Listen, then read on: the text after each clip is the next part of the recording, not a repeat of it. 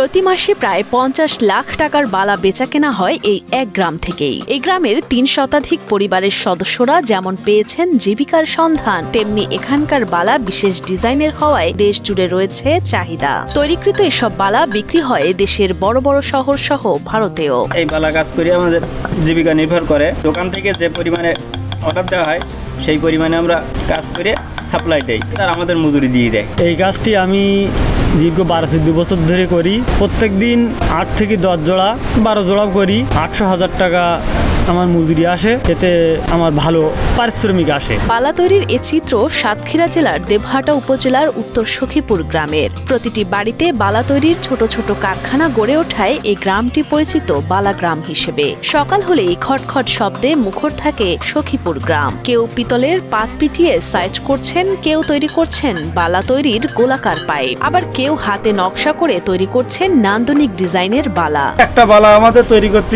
সব গালা দিয়ে ডিজাইন দিয়ে চং দিয়ে 125 টাকা খরচ পড়ে। আমরা বিক্রি করি 130 টাকা পাইকারি রেট, আর কালার সহ বিক্রি করি 600 টাকা 700 টাকা কালার সহ বিক্রি করি। 5 টাকা জোড়া প্রতি লাভ হয়, আর রং দিয়ে ফুল কমপ্লিট 500 টাকা, বিক্রি হয় 600 টাকা। বালা তৈরির কাজটি বেশ কষ্টসাধ্য। কয়েকটি ধাপে তৈরি হয় এক একটি বালা। শুরুতেই তামার শীট কেটে বালার আকৃতি দিয়ে গালা, ধুনো, ইটের কণা ও সোহাগার মিশ্রণে তৈরি গালা দিয়ে ভরাট করা হয় ফাঁপা অংশ। এরপর নিপুণ হাতের ছোঁয়ায় খোদাই করে দেয়া হয় বিভিন্ন নকশা। তারপর বিভিন্ন ধাপে নকশার ফিনিশিং শেষ করে তবেই দেয়া হয় স্বর্ণের রং। পরে তৈরিকৃত এসব বালা বাড়ি বাড়ি যেয়ে সংগ্রহ করেন পাইকারি ব্যবসায়ীরা। যে বিশ্বাসগুলোকে আমরা মিউচুয়াল ট্রাস্ট ব্যাংক পিএলসি বিশ্বাস করি প্রবলভাবে, একে অপরের বিশ্বাস হয়ে।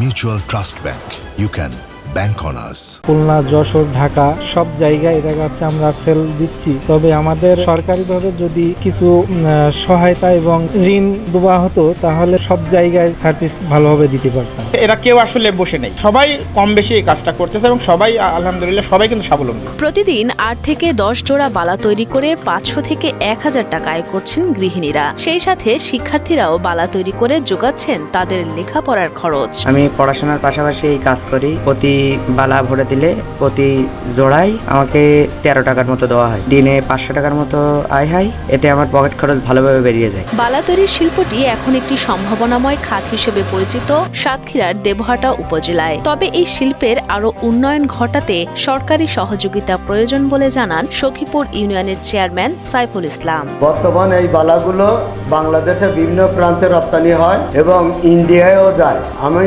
মাননীয় সরকারের কাছে একটাই আবেদন, এটা যেন এই বালাগুলো যেন বিদেশে যায়। সাপ্লাই হলে এলাকার উন্নয়ন হবে, দেশের উন্নয়ন হবে, শিল্প খাতে অনেক বিপ্লব ঘটবে। উদ্যোক্তাদের উন্নয়নে ঋণ সহ বিভিন্ন সহযোগিতার জন্য বিসিক প্রস্তুত আছে বলে জানান বিসিকের উপব্যবস্থাপক গৌরব দাস। এছাড়া উদ্যোক্তারা যদি উন্নত প্রশিক্ষণ চান তাহলে প্রশিক্ষণের ব্যবস্থা করা হবে বলেও জানান তিনি। এটা খুবই সম্ভাবনাময় একটা শিল্প। বিসিক আসলে এখানে উদ্যোক্তাদের যে শিল্প নিবন্ধন দিয়ে শুরু করে তাদেরকে ঋণের সহযোগিতা করতে পারে। তারা যদি আমাদের কাছে আসে অবশ্যই আমরা তাদের আর্থিকভাবে কিভাবে সহযোগিতা করতে পারি সেটা আমরা অবশ্যই দেখব।